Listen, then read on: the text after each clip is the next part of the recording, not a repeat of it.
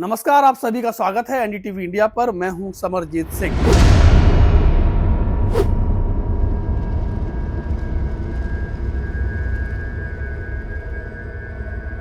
Israel और Iran के बीच जारी संघर्ष इसी तरह जारी रहा तो आने वाले दिनों में इसका असर वैश्विक अर्थव्यवस्था पर पड़ना लगभग तय है। सीधे शब्दों में कहें तो अगर अगले कुछ दिनों में यह संघर्ष नहीं रुका तो दुनिया भर के मुल्कों की अर्थव्यवस्था प्रभावित होगी और इसका सबसे ज्यादा नुकसान होगा आम आदमी को, क्योंकि जरूरी चीजों की कीमतें बढ़ेंगी जिससे आपका बटुआ हल्का होता चला जाएगा। इस वक्त यह संघर्ष भले ही इजराइल और ईरान के बीच है, लेकिन अगर आशंकाओं के मुताबिक खाड़ी के अन्य देश भी जंग से जुड़ गए तो इसका सबसे ज्यादा असर तेल के कारोबार पर पड़ेगा। और आपको पता होना चाहिए कि दुनिया भर में कुल 1/3 तेल की आपूर्ति इन्हीं खाड़ी मुल्कों से होती है।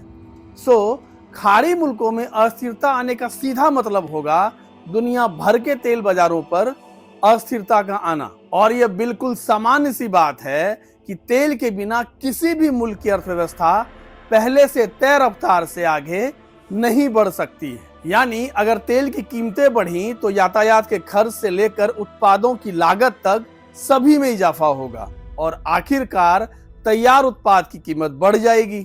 अब अगर चीजें महंगी होती चली जाएंगी तो आपकी क्रय शक्ति घटेगी, यानी खरीदने की कुव्वत में गिरावट आएगी और ऐसा होने पर मांग घटने लगेगा, जिसका सीधा असर कंपनियों के मुनाफे पर पड़ेगा। और इससे निपटने के लिए ये कंपनियां छटनी शुरू कर सकती हैं और ऐसा हुआ तो इसके बाद निकाल दिए गए कर्मचारियों की क्रय शक्ति भी घट जाएगी और वे भविष्य की चिंता में डूबकर बेहद सोच समझकर खर्च करेंगे और एक बार फिर बाजार में मांग पर इसका असर पड़ेगा। ये तो बात हुई दुनिया के देशों पर ईरान और इजराइल के बीच चल रहे संघर्ष के असर का, लेकिन अगर ईरान और इजराइल यूं ही आपस में उलझे रहे तो इसका असर भारत पर भी पड़ेगा। चाहे बात ईरान की हो या फिर इजराइल की, भारत के संबंध इन दोनों देशों से अच्छे हैं और दोनों ही देशों से भारत बड़े पैमाने पर व्यापार भी करता है।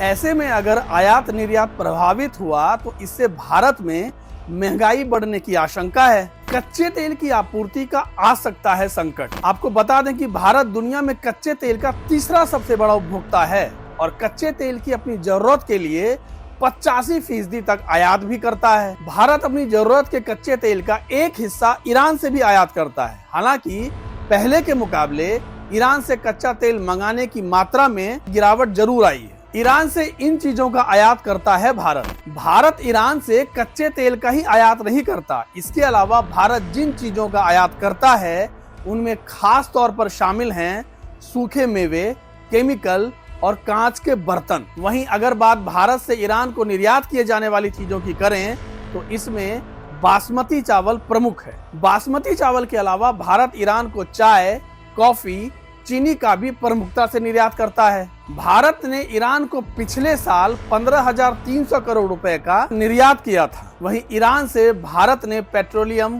कोक, मेवे और कुछ अन्य चीजें आयात की थी, जिसका मूल्य था 5500 करोड़ रुपए। भारत इजराइल से खरीदता है सबसे ज्यादा हथियार। भारत का व्यापारिक भागीदार सिर्फ ईरान ही नहीं है बल्कि इजराइल भी है। अगर पिछले साल की बात करें तो भारत का इजराइल के साथ कुल 89,000 करोड़ रुपए का कारोबार था। भारत इजराइल को जहां तराशे हुए हीरे, ज्वेलरी, कंज्यूमर इलेक्ट्रॉनिक्स और इंजीनियरिंग सामान का निर्यात करता है, वहीं भारत दुनिया में जिन देशों से सबसे ज्यादा हथियार की खरीद करता है उसमें इजराइल भी प्रमुखता से शामिल है। हथियारों के अलावा भारत इजराइल से मोती, कीमती पत्थर, इलेक्ट्रिकल उपकरण, उर्वरक, रासायनिक उत्पादों का भी आयात करता है। अब ऐसे में ईरान और इजराइल के बीच जारी संघर्ष का असर शेयर मार्केट पर भी पड़ना तय माना जा रहा है। ऐसे में शेयर बाजार के लिए भी आने वाला हफ्ता अहम रहने वाला है। मिडिल ईस्ट में बढ़ते तनाव की वजह से बाजार में पैनिक सेलिंग की स्थिति बन सकती है। अब ऐसे में अगर ईरान और इजराइल के बीच हालात और बिगड़े तो इसका असर भारत की अर्थव्यवस्था पर भी पड़ सकता है।